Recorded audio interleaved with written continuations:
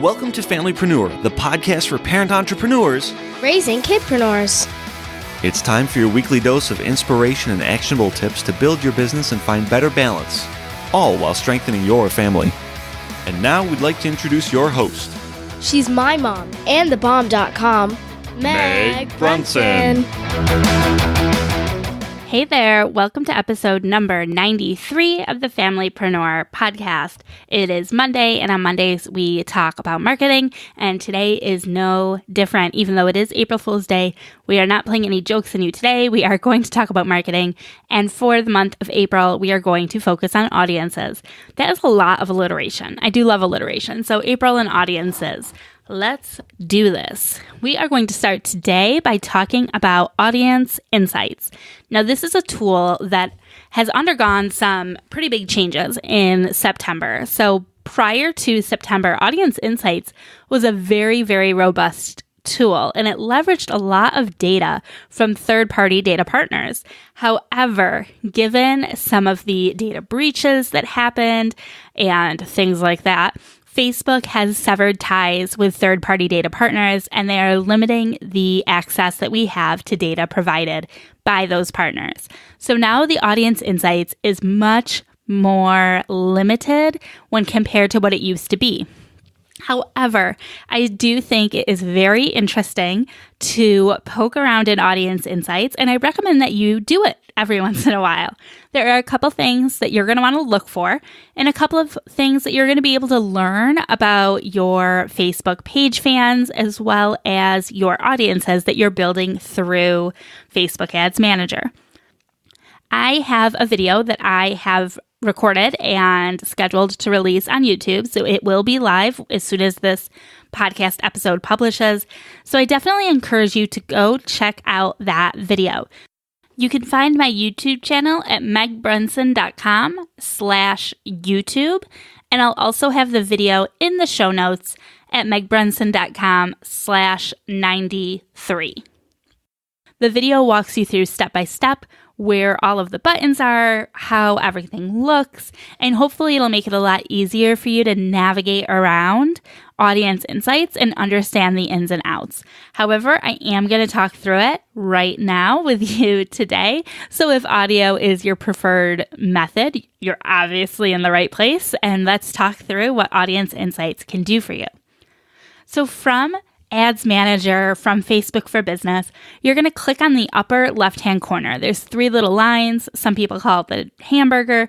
Click on that, expand the main menu, and click on Audience Insights. From there, it's going to give you the option. Do you want to see all of Facebook's data or just people who are connected to your page? And I encourage you to click on people who are connected to your page. From there, you'll be prompted to select your page so that it can pull in the information.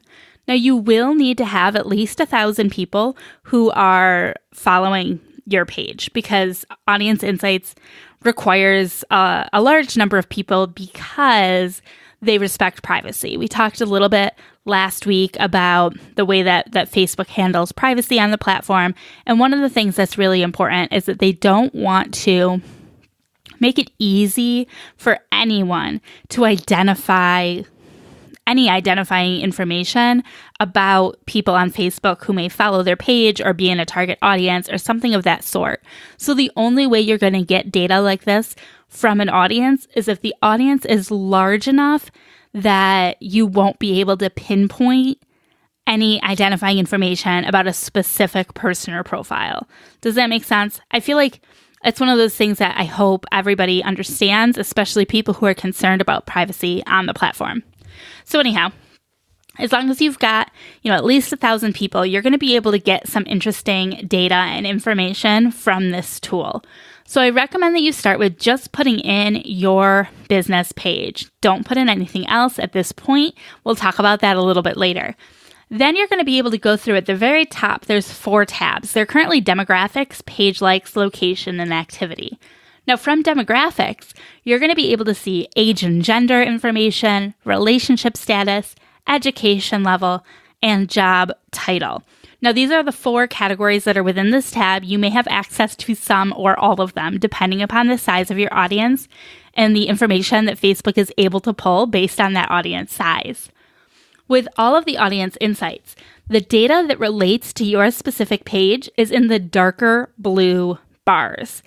Behind the darker blue bars are a light gray bar, and I feel like this is where the video comes in helpful because it may be difficult to understand, but I think if you just bear with me, once you see it, it's going to totally make sense.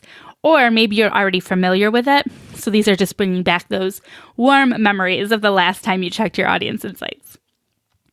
So the darker blue bars are your data, and then the lighter gray behind it is Facebook data. So I like to look at these from 2 perspectives.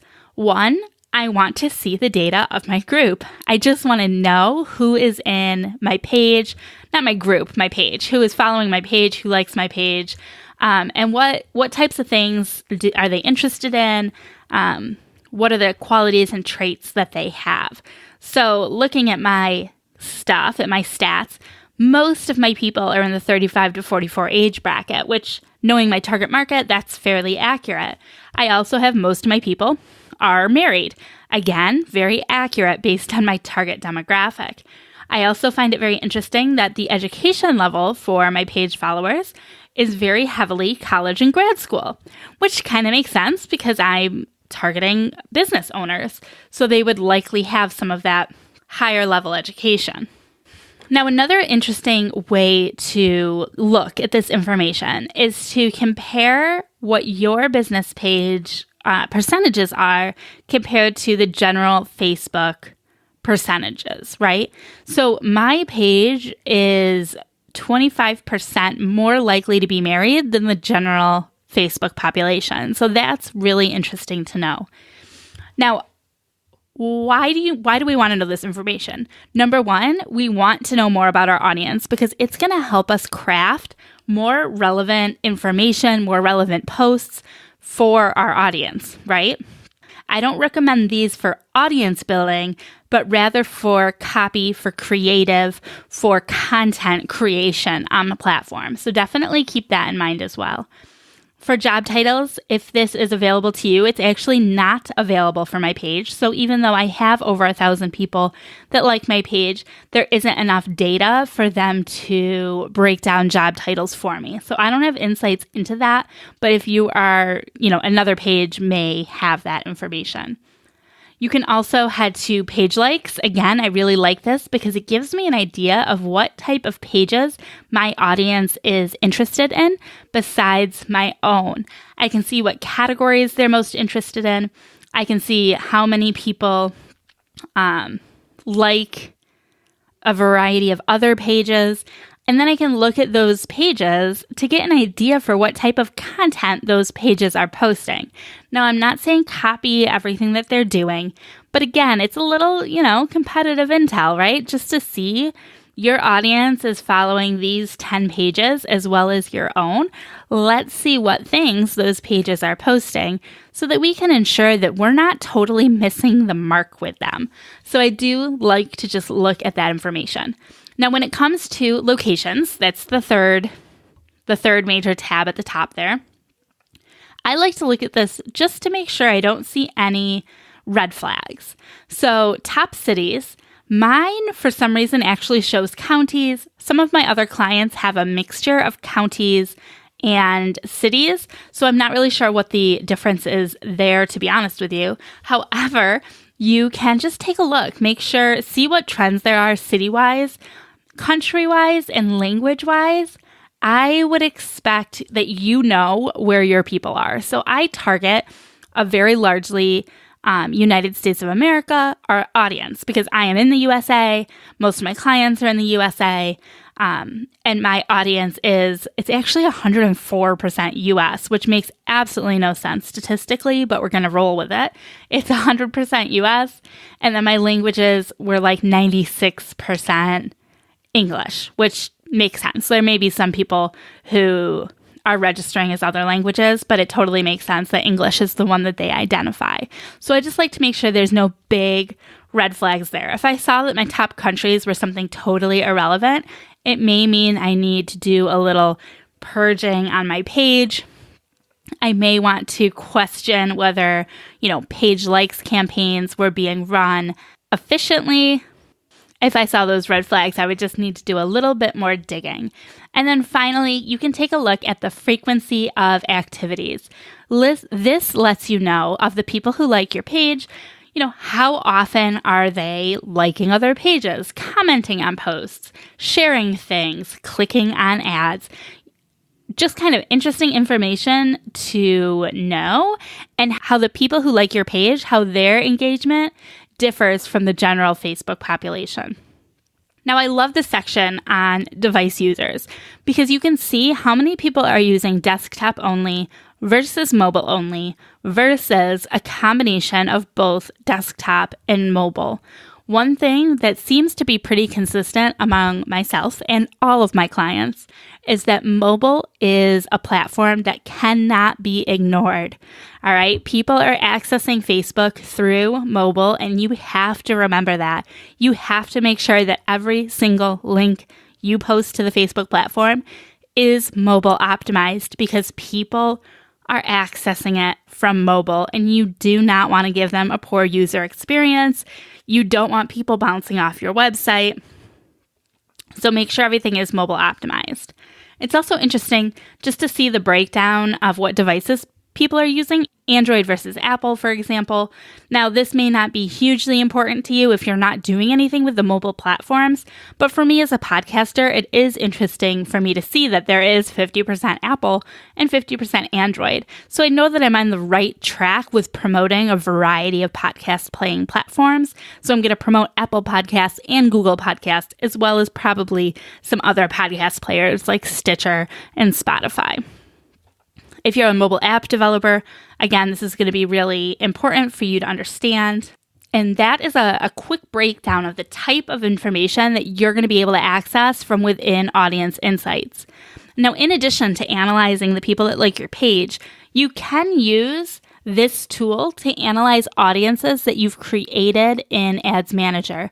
So in that video on YouTube, I'm going to also show you how you can open an audience that you've saved within Ads Manager to analyze one of those audiences, as well as how you can use the options on the left-hand sidebar to build a new audience by targeting the location, age and gender, interests, etc. So you can actually build an audience in Audience Insights, analyze what those charts look like, and then when you get your audience just how you want it, you can save that audience and it will be available for you to use within Facebook Ads Manager.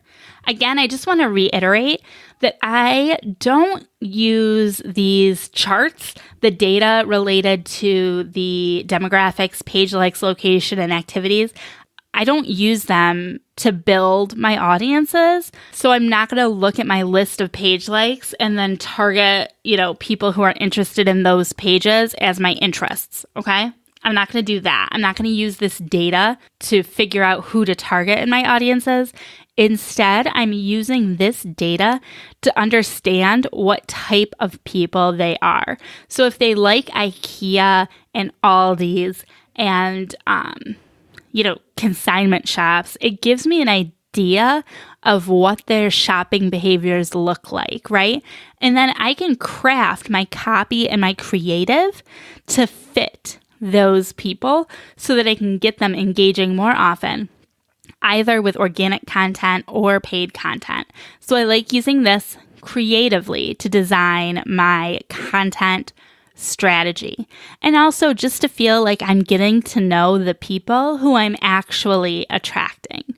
As always, if you have any questions, you can find me in the FamilyPreneur Community at FamilyPreneurCommunity.com. It is a free group to join, and we would love to have you there. We release episodes 3 times a week. Marketing Mondays are midweek masterminds where we alternate interviews between parent entrepreneurs and kidpreneurs, and then Friday reflections. We would love to have you subscribe to the podcast so that you do not miss another episode, and we will be back with some more great content soon. As a reminder, you'll find this week's show notes and the video at megbrunson.com/93. It's been great spending a little bit of time with you, and I hope you've enjoyed learning about audience insights and how you can leverage that to curate and create content that will resonate with your audience. Have a great day, and we'll talk soon. Bye.